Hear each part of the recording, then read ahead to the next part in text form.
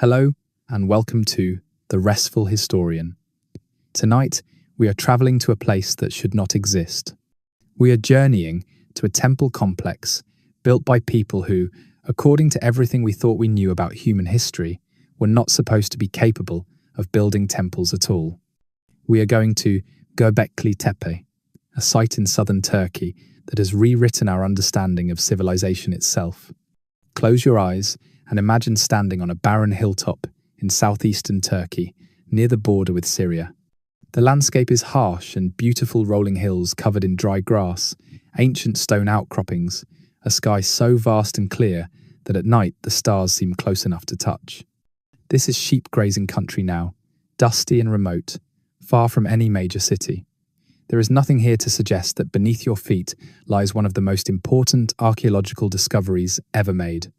But in 1994, a German archaeologist named Klaus Schmidt arrived at this hill and recognized something that local shepherds had walked past for thousands of years without seeing. He saw fragments of worked stone protruding from the earth.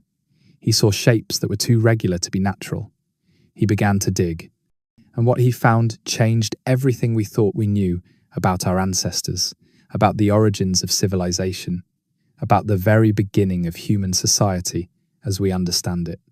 Tonight, we will stand with those ancient builders 11,600 years ago, long before the pyramids, long before Stonehenge, long before the first cities of Mesopotamia.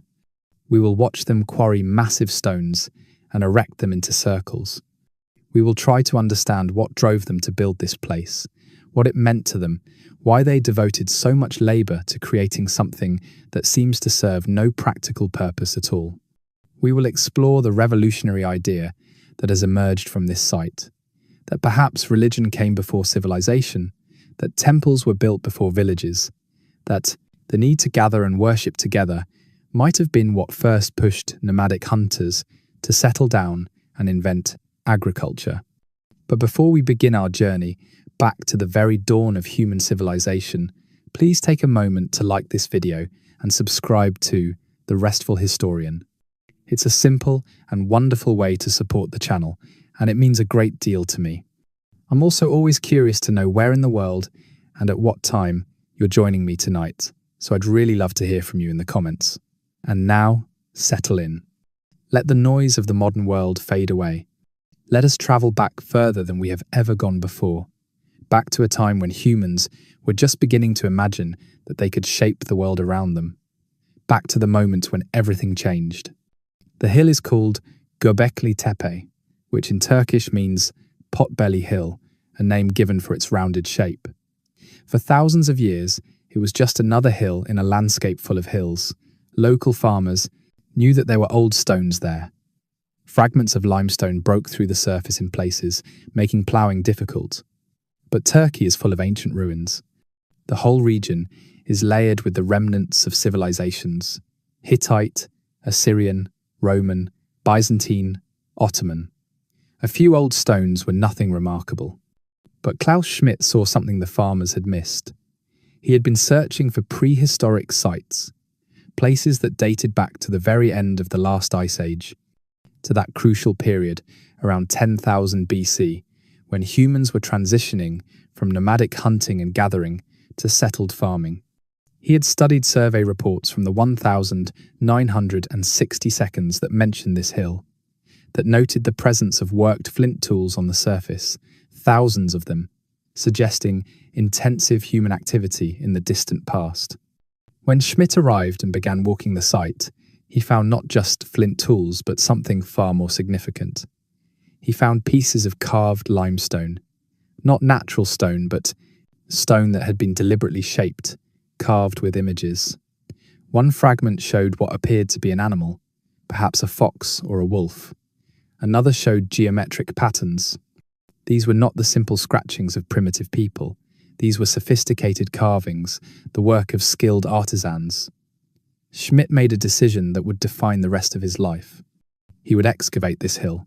He assembled a team, he secured funding, and in 1995, the first season of excavation began. They started carefully, using the standard archaeological techniques mapping the surface, establishing a grid, digging test trenches to understand the stratigraphy, the layers of soil and debris that had accumulated over millennia. What they found in those first trenches was astonishing. Just a few feet below the surface, they encountered massive stone pillars, T-shaped monoliths, carved from single pieces of limestone. The pillars were arranged in circles, standing upright, buried, but remarkably well preserved. And they were huge 10, 12, 15 feet tall, weighing many tons each. Schmidt realized immediately that this was something extraordinary, something unprecedented. These were not random standing stones. They were not natural formations. They were deliberately placed, carefully carved, part of a planned architectural structure. And they were old.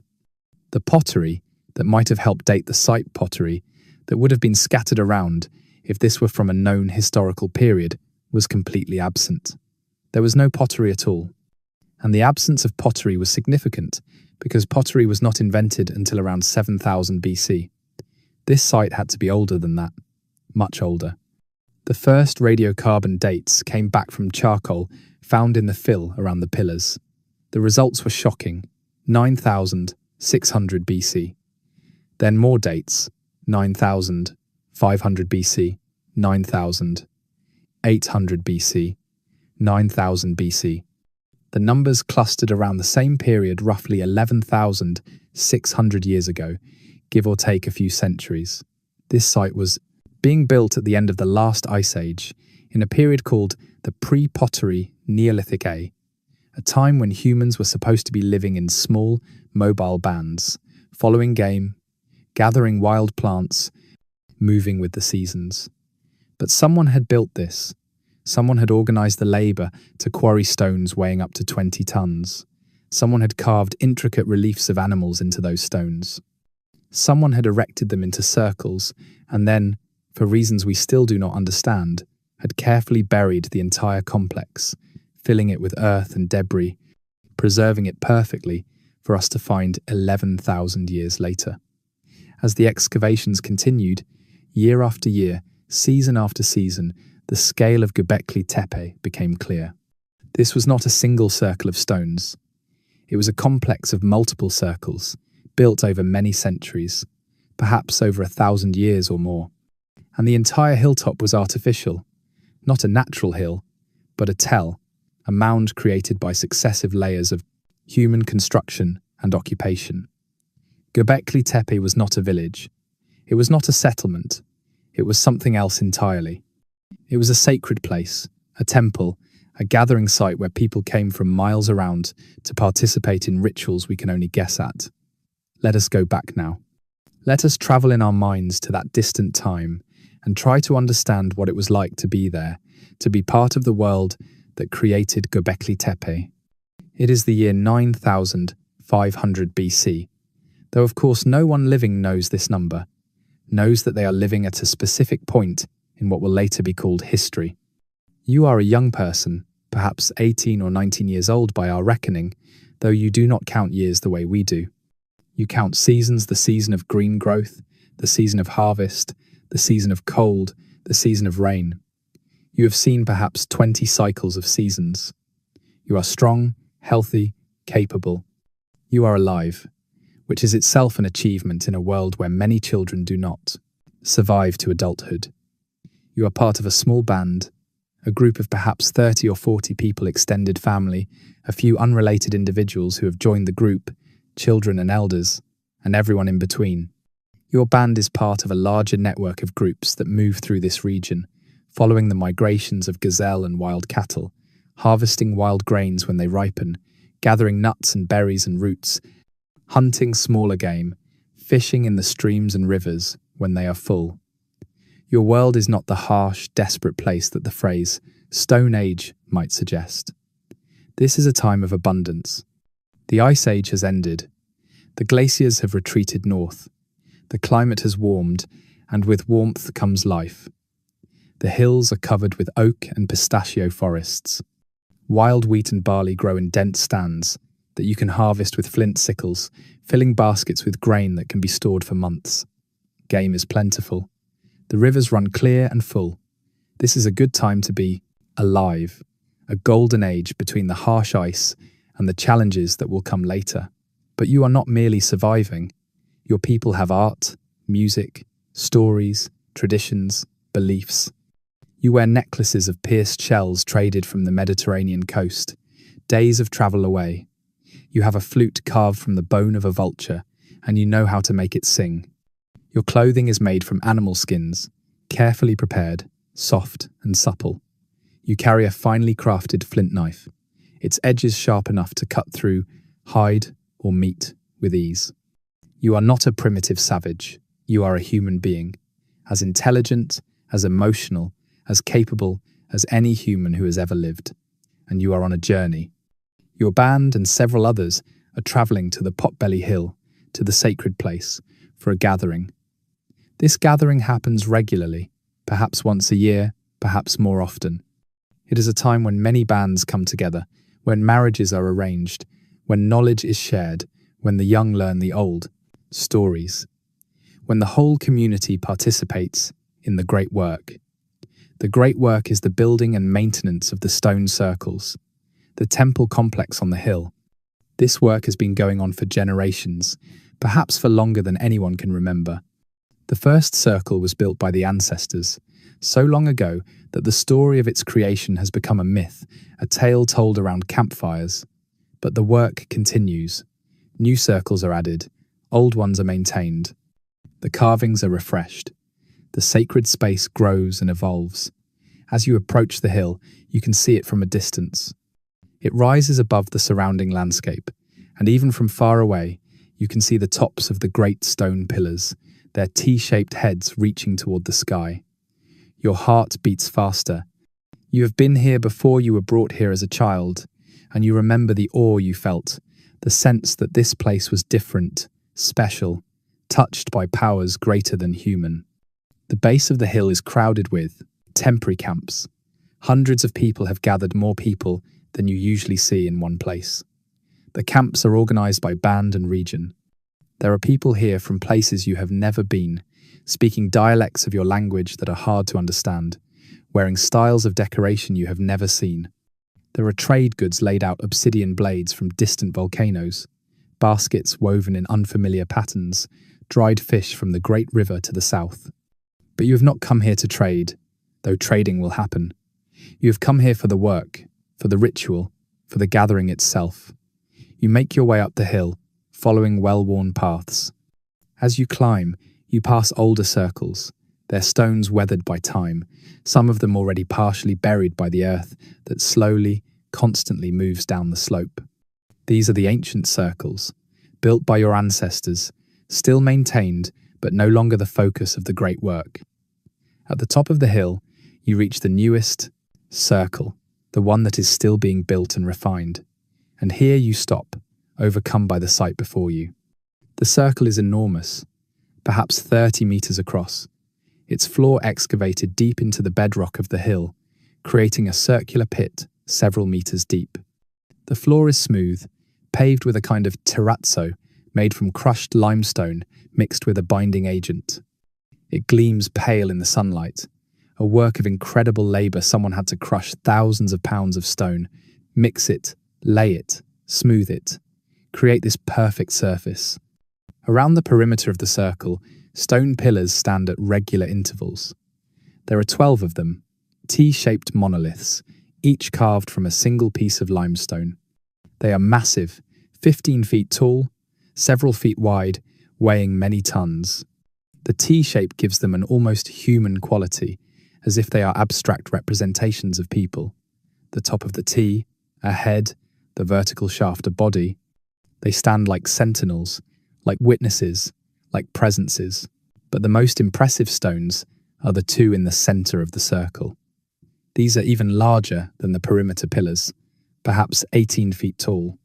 They too are T-shaped, and they are placed parallel to each other, several feet apart, creating a central axis for the circle. These central pillars are the focus of everything, the heart of the sacred space. Every surface of the pillars is carved. Not everywhere, not covering every inch, but selectively, carefully, with images that mean something, that communicate something. You walk slowly around the circle, looking at the carvings, reading them the way we might read a book, though the meaning is not written in words but in images. On one pillar, you see a fox, carved in relief so skillfully that it seems almost alive, its body turned in a running pose, its tail streaming behind it. On another pillar, there is a wild boar, its tusks prominent, its bristled back carefully detailed. There is a crane, wings spread in flight. There is a spider, its 8 legs splayed. There is a snake, coiled and ready to strike. There are scorpions, vultures, gazelles, aurochs, the great wild cattle that still roam the hills in vast herds. These are not random decorations. These are the animals of power, the animals that matter, that have significance in your people's understanding of the world. The fox is cunning, a trickster, associated with the twilight hours between day and night. The boar is dangerous, unpredictable, a creature of the forest shadows. The vulture is death and rebirth, the bird that consumes the flesh of the dead and carries their spirits to the sky. Each animal is a symbol, a story, a piece of the larger narrative that this place tells. But there are other carvings too, carvings that disturb you in a way the animals do not. On several pillars, there are human-like figures, abstract and geometric, but clearly meant to represent people. And on one pillar, low down near the base, there is an image that always makes you pause. It shows a headless human body, the arms clearly defined, the body positioned, as if in a ritual pose. Near it are carved vultures, their beaks open, their wings spread. This is the sky burial, the practice your people sometimes use for the honoured dead, placing the body on a high platform, allowing the vultures to consume the flesh, freeing the spirit. Death is present here, in this place of gathering. Death and life, hunting and being hunted, the cycles of the world. The pillars tell a story about existence, about the relationship between humans and animals, about the powers that govern the world. But the story is not literal. It is symbolic, metaphorical, requiring interpretation. And that interpretation is held by the elders, by the specialists who maintain this place, who know the deep meanings, who can perform the rituals correctly. You have come here to work, and work you do. The current project is to add carvings to a newly erected pillar on the eastern side of the circle. The pillar was quarried last year, carved over the winter, and raised into position at the beginning of this season. Now it must be decorated, and this is work that requires many hands, many days of effort. The work is organised by teams. Some people are quarrying more stone from the limestone bedrock nearby, using stone hammers and wooden wedges to split away large blocks. Others are shaping those blocks, pecking at them with hand-sized stones made of harder rock, slowly revealing the form hidden within. Still others are carving the reliefs, the animal images, using flint chisels and stone abraders, working with incredible patience to create the three-dimensional forms that will bring the stone to life. You are assigned to a team that is smoothing the surface of a pillar, preparing it for carving. The work is tedious, repetitive, but there is a rhythm to it that becomes almost meditative. You sit on the ground, a flat stone in your hand, rubbing it back and forth across the limestone surface, in long, steady strokes. The stone dust falls away, coating your hands, your arms, your clothing. The sun beats down, your back aches, your arms grow tired. But you continue, because this is the work. This is why you came. Around you, others do the same work. There is little conversation, the work demands focus, but there is a sense of unity, of shared purpose. You are all part of this, all contributing to something larger than yourselves. The person next to you might be from a band you will never see again, from a territory days away, speaking a dialect you barely understand. But here, you are together, creating something that will last. In the evenings, after the work is done, the gatherings begin. Fires are lit in the centre of the circle and around the hill. Food is prepared, meat from animals hunted specifically for this gathering, bread made from the wild grains, nuts roasted in the fire, berries mixed with fat to make a kind of sweet paste. The food is shared. Everyone eats together, hundreds of people, the firelight reflecting off the stone pillars, casting dancing shadows that make the carved animals seem to move. And then the rituals begin. Elders step forward, entering the circle. They wear special clothing robes made from many animal skins sewn together, necklaces of bone and shell, headdresses adorned with feathers. They carry staffs carved with symbols. They speak in formal language, reciting stories, invoking powers, maintaining the ancient traditions. You do not understand all the words, some are archaic, part of a ritual language preserved unchanged for generations. But you understand the meaning, the feeling. This place is a connection point, a threshold between the human world and the world of spirits, between the living and the dead, between the earth and the sky. The rituals maintain that connection, keep it open, ensure that the powers remain favorable to your people. Music rises. Drums begin to beat, not the small handheld drums you use sometimes in your band, but large drums, their sound deep and resonant, felt in your chest as much as heard with your ears. Flutes join in, their high, haunting voices rising above the drums. People begin to move, swaying, then dancing, their bodies moving in patterns that are both individual and collective, free and structured. You join in, because dancing is not performance here. It is participation. It is prayer made physical. The dancing continues for hours. Some people dance until they fall into trances, their eyes rolling back, their bodies moving in ways that seem beyond conscious control. These trances are watched carefully, because sometimes they speak prophecies, sometimes they receive messages from the spirits, sometimes they see things that others cannot see. You dance until you are exhausted, until your legs tremble and your breath comes in gasps. Then you collapse at the edge of the circle, lying on the stone floor, looking up at the pillars that tower above you. Black silhouettes against the star-filled sky. The stars are so bright here, so numerous, that they create a kind of glow, a pale light that bathes the whole hilltop. And in that moment, lying there exhausted and exhilarated, you understand why this place exists. It is not practical. It does not help you hunt better or gather more food. But it connects you to something larger, something beyond the daily struggle to survive. It gives meaning to existence. It creates community where there might be only isolated bands. It transforms random humans into a people with shared stories, shared beliefs, shared work. You fall asleep there, on the stone floor of the temple circle, surrounded by hundreds of others, watched over by the great pillars beneath the endless stars. When you wake, the sun is rising, painting the eastern sky in shades of pink and gold. The fires have burned down to coals. People are stirring, preparing for another day of work. Your body aches from yesterday's labor and dancing, but it is a good ache, a satisfying ache. You work for another week at the site. Each day follows the same pattern work during the daylight, communal meals at evening, rituals and dancing as the stars come out. The work progresses visibly. The pillar your team has been preparing is now smooth, ready for the carvers. You watch as one of the master carvers begins to mark out an image. It will be a gazelle, elegant and swift, symbol of grace and the open plains.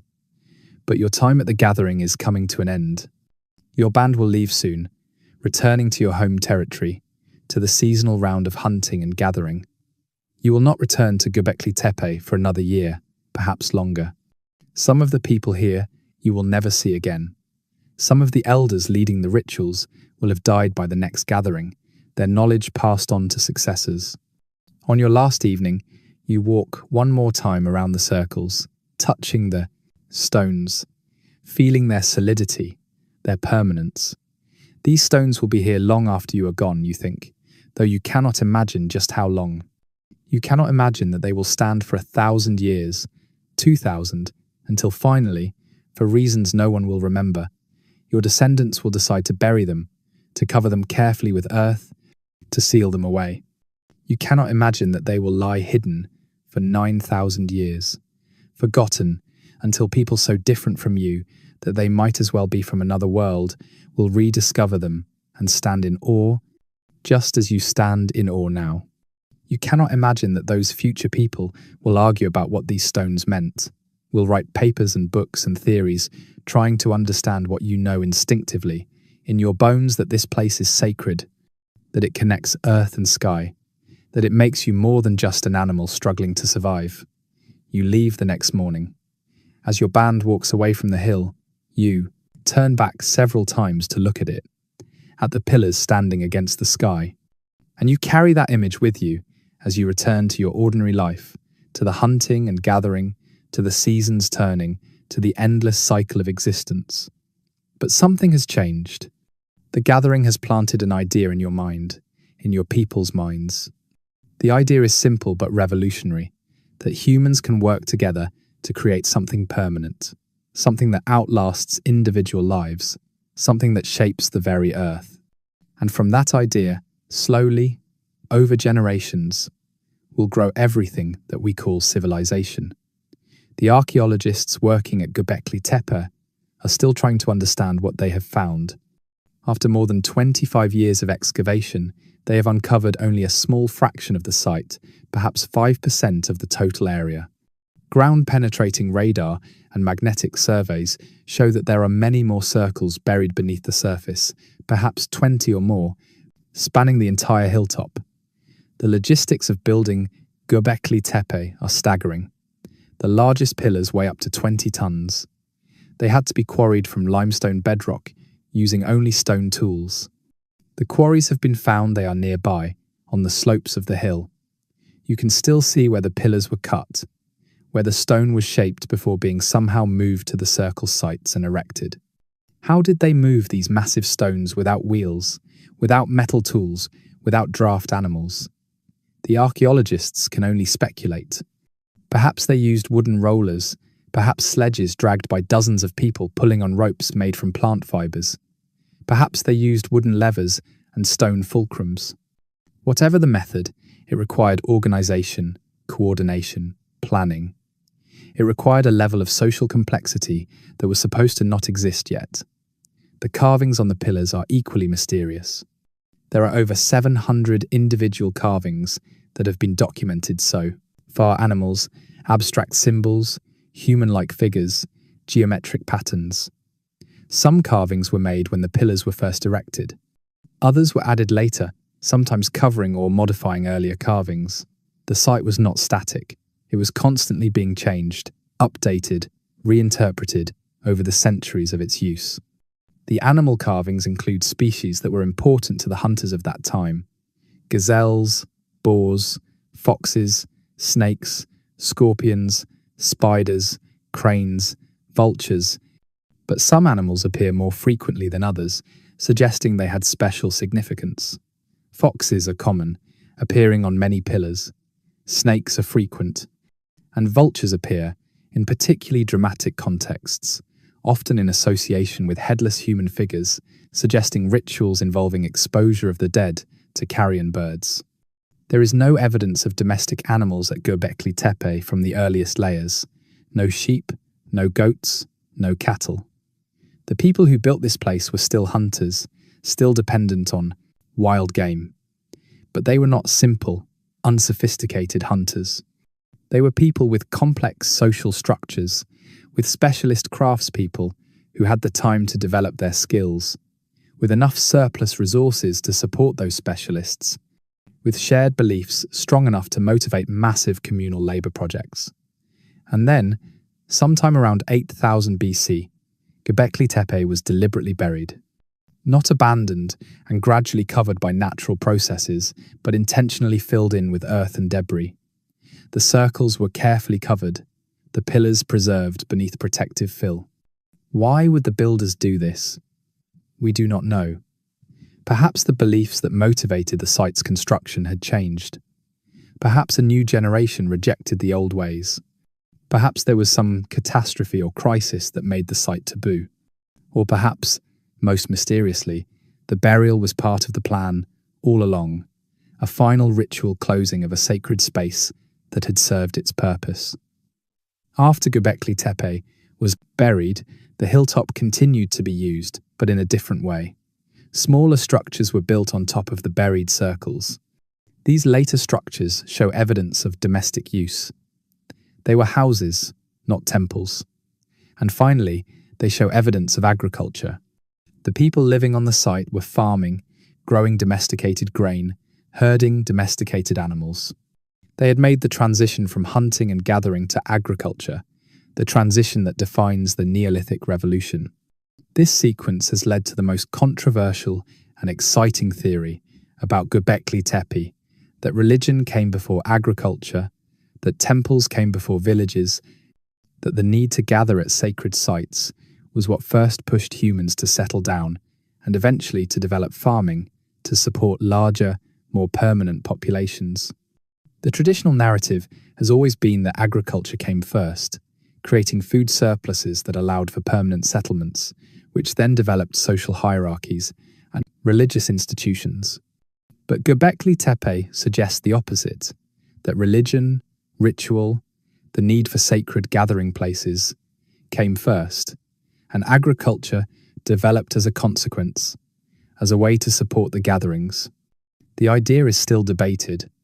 Not all archaeologists accept it, but the evidence is difficult to dismiss. Göbekli Tepe was built by hunter-gatherers, people with no permanent settlements, no agriculture, none of the supposed prerequisites for creating monumental architecture. And yet they created it. They gathered here. They worked together. They carved stones and erected pillars. They maintained this site for over 1,000 years. And then, around the time that agriculture was beginning to spread through the region, they buried it and moved on. Let us return one more time to that ancient world, to the people who created Göbekli Tepe. Let us try to understand what it meant to them, what it represented in their lives, and their understanding of the world. You are old, now, one of the elders of your band. You have seen perhaps 50 cycles of seasons, an impressive age in a world where life is hard and death comes easily. Your hair is grey. Your body bears the scars of a lifetime of hunting, of accidents, of surviving. But you are respected, honoured, because you have lived long enough to accumulate knowledge, to remember things that younger people do not know. You are walking with your grandchildren to the Potbelly hill, making the journey you have made dozens of times before. But this time feels different. You sense, without knowing why, that this might be your last gathering, your last time seeing the sacred stones. Your body is failing. The pain in your joints grows worse each season. You know, as all old people know, that your time is limited. The hill looks different now than it did when you were young. Some of the older circles have been almost completely buried, their pillars visible only as vague humps in the earth. The circle where you first worked, smoothing stones under the hot sun, is now closed, filled in, the great pillars entombed beneath earth. But new circles have been built. The work continues, as it always has, as it always will. Except that you sense something changing. The younger people talk differently about the sacred place. They still respect it, still come to the gatherings, still participate in the work and the rituals. But there is less intensity, less passion. Some of the younger ones talk about staying, about building permanent camps near good hunting grounds, about planting the wild grains instead of just harvesting them. These ideas disturb you. They seem like a rejection of the old ways, the ways of movement and freedom, the ways that have sustained your people since the beginning of time. You climb the hill slowly, your grandchildren patient at your side. At the top, you enter the circle that was being built when you were young, the circle where you danced under the stars so many years ago. The stone floor is worn now, smoothed by thousands of feet, polished by decades of gatherings. The pillars stand as they always have, eternal, unchanging, the carved animals watching with sightless eyes. You sit on the ground, your back against one of the pillars. You can feel the coolness of the stone, the slight roughness of the limestone. You place your hand on the carved image of a gazelle, tracing its outline with your fingers. How many hands have touched this same carving? How many people have sat where you sit now, feeling what you feel? The gathering begins. Fires are lit. Food is shared. The drums start their deep, resonant beating. People begin to dance. But you do not dance this time. You sit and watch, remembering all the times you danced in this circle, all the people you danced with who are gone now, taken by accident or illness or age, their bodies given to the earth or the sky, their spirits gone to wherever spirits go. And as you sit there in the firelight, watching the young people dance, watching the stones cast their long shadows, you feel a profound sense of peace. This place has been your anchor throughout your life. You have returned to it again and again, marking the cycles of your existence. You came here as a child, full of wonder. You came here as a young person, full of energy, eager to work and dance. You came here as an adult, bringing your own children, teaching them the traditions. And now you come here as an elder, carrying the knowledge, preparing to pass it on. You understand now, in a way you could not when you were younger, what this place really is. It is not just a temple, not just a gathering site. It is a connection across time. The people who first built these circles are long dead, dust and memory, but their work remains. The stones they carved, the traditions they established, the sacred space they created, these things persist. And you are part of that chain, one link in a story that began before you were, born and will continue after you are gone. The night deepens. The stars come out, as they always do, unchanging, eternal. You look up at them, at the vast sweep of the Milky Way crossing the sky. Your people have stories about those stars, about the patterns they make, about the spirits and powers that dwell in the sky. And you wonder, as you have wondered many times before, what it all means. Why are we here? What is the purpose of life? What happens when we die? The stones do not answer. They stand silent, as they have always stood. But their presence is an answer of sorts. We are here to create, to build, to leave something behind. We are here to gather, to connect, to maintain the traditions that bind us together.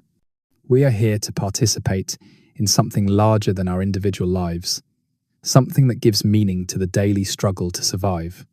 As the night grows late, as the fires burn low, as the dancing slows and people begin to drift away to sleep, you remain sitting against the pillar. You are tired, so tired, your eyes close. And in that moment, on the edge of sleep, you feel the presence of all those who have sat here before you, all those who will sit here after you. You are not alone. You are part of the story, part of the great chain of human existence. You sleep, there against the stone, beneath the stars, and when morning comes, you do not wake. Your grandchildren find you, still sitting, still peaceful, gone to whatever lies beyond. And in accordance with tradition, your body is prepared, placed on a platform on the hill, given to the vultures, your flesh returned to the sky, your bones eventually buried near the sacred stones. You have become part of Göbekli Tepe, literally and metaphorically. Your bones will rest in this earth for millennia, along with the bones of hundreds of others who died here or who were brought here for burial. And when archaeologists finally excavate this site, thousands of years in the future, they will find those bones. They will study them, trying to understand who these people were, what they believed, how they lived. And they will marvel at what was accomplished here, at the labour and skill and faith required to create these stone circles. They will argue about the meaning, propose theories, write papers and books, but they will never quite capture the feeling, the lived experience, the moment of sitting against a pillar in the firelight, feeling connected to something eternal.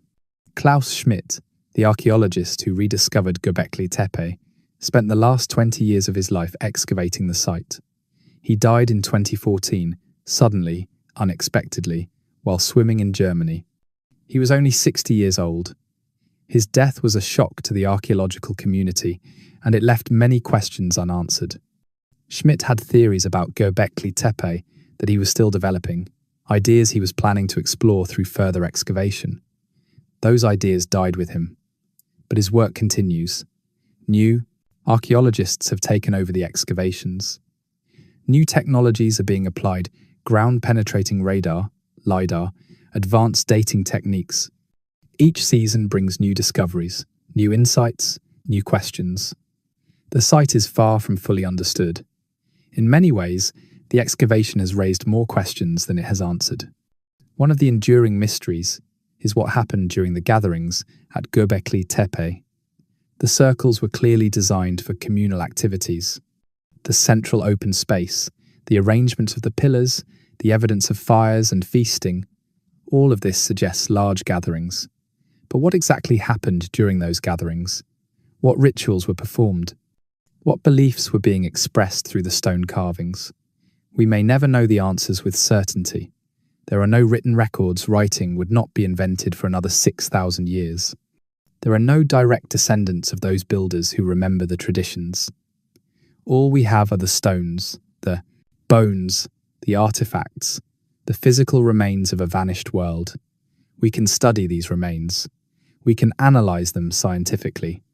We can use our imaginations, informed by archaeology and anthropology, to reconstruct possibilities. But we cannot know for certain what it was like to be there, to participate in those ancient rituals, to see the world through the eyes of people so distant from us in time.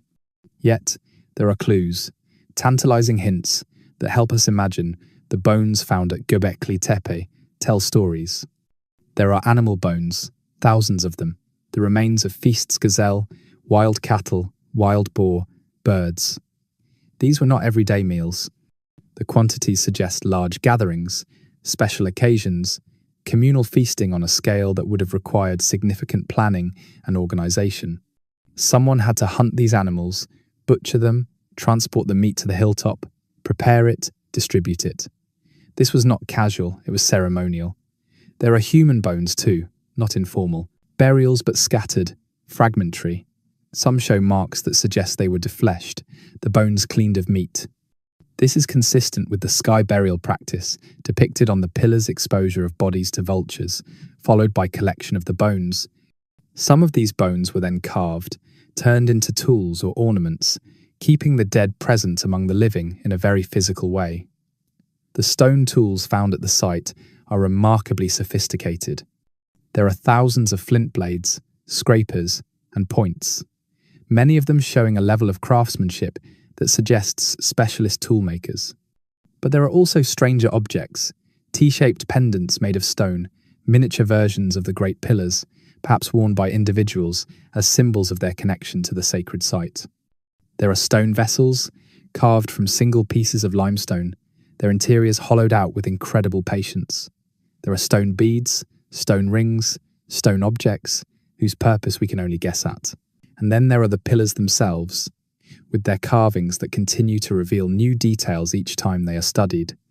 On some pillars, hidden on the sides or backs, are carvings of human hands and arms, positioned as if the pillar itself is a stylized human figure, its arms at its sides or bent at the elbows. This anthropomorphic quality gives the stones a presence that goes beyond mere architecture. They are not just building elements, they are beings of a sort, standing witnesses to the rituals, guardians of the sacred space. Some researchers have suggested that the pillars represent ancestors, that each stone commemorates a specific individual or lineage, that the circles are gatherings of the dead as much as gathering places for the living. Others propose that the pillars represent shamans, individuals who mediated between the human and spirit worlds, their T-shaped heads suggesting masks or costumes worn during rituals. Still others see them as cosmic symbols, representations of the axis mundi, the world axis connecting earth and sky. All of these interpretations may be partially true. The pillars are rich with meaning, layered with symbolism that would have been immediately clear to the people who created them, but that remains frustratingly opaque to us. We see the surface, the carvings, the arrangements, the physical remains, but the deeper meanings, the stories and beliefs that animated these stones, are lost to time. The broader significance of Göbekli Tepe extends beyond the site itself. Its discovery has forced archaeologists to reconsider some of the most fundamental assumptions about human history. The traditional narrative of civilization's origins went something like this. Agriculture developed around 10,000 BC in the Fertile Crescent, creating food surpluses that allowed for permanent settlements, which grew into villages, then towns, then cities. Social hierarchies emerged to manage these larger communities. Religion developed as a tool of social control, with temples and priests serving to legitimize the power of rulers. Civilization was a package deal: farming, settlements, hierarchy, religion, all emerging together. Göbekli Tepe challenges this narrative at every level. Here we have monumental architecture temples, essentially built before agriculture, before permanent settlements, before any evidence of social hierarchy. The builders were hunter-gatherers, people who, according to the old model, were supposed to be living in small, egalitarian bands, moving with the seasons, possessing neither the resources nor the organization to create anything like Göbekli Tepe. But they did create it. They came together, hundreds of people from different bands, different regions, and worked together on a massive scale over many generations. They had specialist craftspeople, the master carvers who created the reliefs, the expert toolmakers who produced the flint implements, the architects, or ritual, specialists who designed the circles and supervised construction. They had complex beliefs, sophisticated enough to sustain this work for over 1,000 years. They had organizational abilities, capable of coordinating large labor projects without writing, without money, without the coercive power of rulers. In short, they had everything we associate with civilization, except the supposedly essential foundations, agriculture, and permanent settlements. And this suggests that we have been thinking about the origins of civilization backward. Perhaps it was not agriculture that made civilization possible. Perhaps it was the other way around. Perhaps the desire to gather at sacred sites, the need to maintain these centers of ritual and belief, was what pushed humans to develop agriculture as a way to support larger populations and more frequent gatherings. The region around Göbekli Tepe is significant in this regard. This is the northern edge of the Fertile Crescent, the region where wild wheat and barley grow naturally, where wild sheep and goats and cattle were abundant. This is where agriculture was first developed, around 8,500 BC, just a few centuries after the last circles at Göbekli Tepe were buried. The timing suggests a connection. Perhaps the gatherings at Göbekli Tepe, bringing together hundreds of people for weeks or months at a time, created pressure to produce more food more reliably. Perhaps the need to feed these gatherings pushed people to experiment with cultivating the wild grains, with managing the wild herds more closely, with gradually transforming those wild species into domesticated crops and livestock. If this theory is correct, then religion was not a consequence of civilization. It was a cause of civilization. Belief came first. The sacred places, the rituals, the gatherings, these created the social bonds and the organizational capabilities that eventually led to agriculture, settlements, and all that followed. Göbekli Tepe was not just a temple. It was a catalyst, the spark that ignited the Neolithic Revolution, the beginning of the human project of reshaping the world. As we come to the end of our journey through Göbekli Tepe, as we prepare to leave these ancient stones and return to our own time, there are lessons to take with us, insights that reach across 11,000 years to touch us today. The first lesson is about human capability. The people who built Göbekli Tepe were us.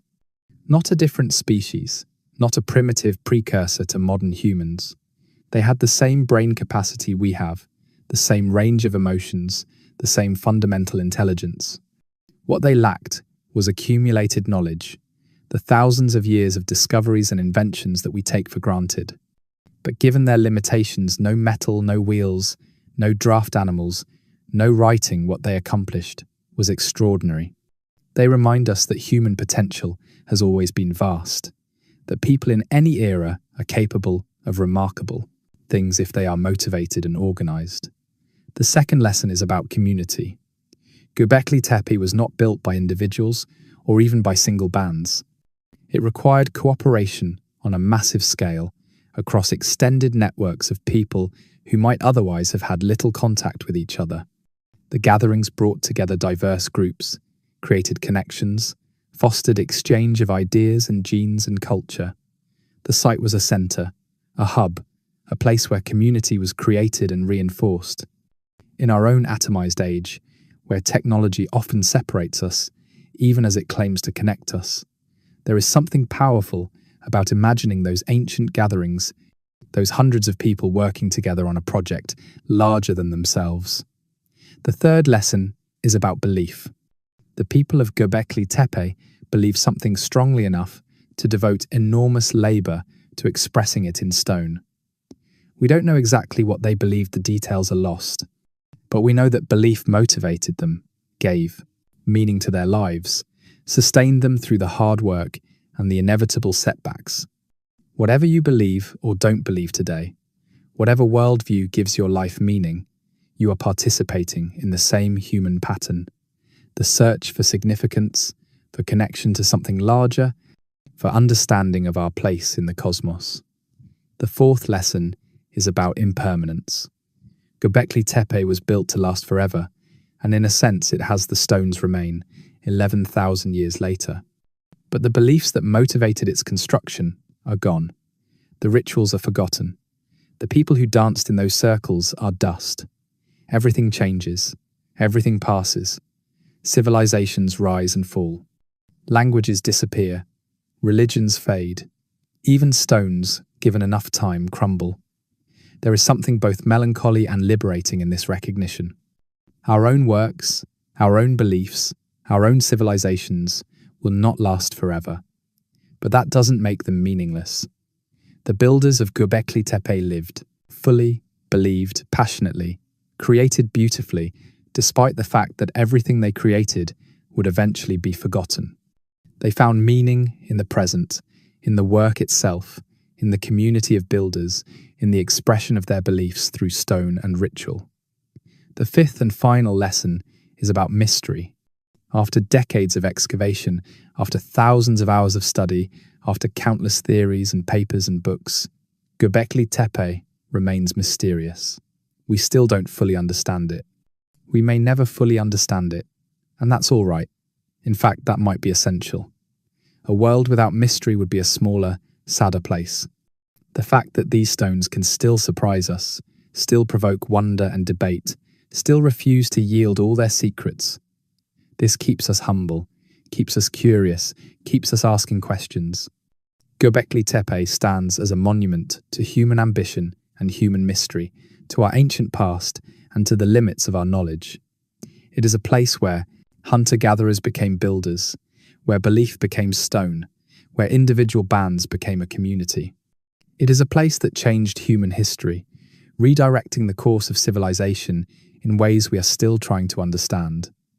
And it is a place that still exists, still waiting on its hilltop in Turkey. The excavations continue. New discoveries are made each season, and visitors can now walk among the stones, touch the carvings, stand where those ancient gatherings occurred. The site is open, accessible, no longer hidden beneath the earth. You can go there if you wish, can see for yourself these oldest temples, can feel the presence of the deep past. But even if you never visit physically, you have been there tonight in imagination. You have walked among the pillars, felt the stone beneath your hands, watched the dancers circle in firelight, heard the drums echo across the ancient hill. You have connected, across the immense gulf of time, with people who lived and died 11,000 years ago, but who were fundamentally like you, human, questioning, creating, believing, searching for meaning in a vast and mysterious universe. As you prepare to sleep tonight, carry that connection with you. Remember that you are part of a story that began long before you were born and will continue long after you are gone.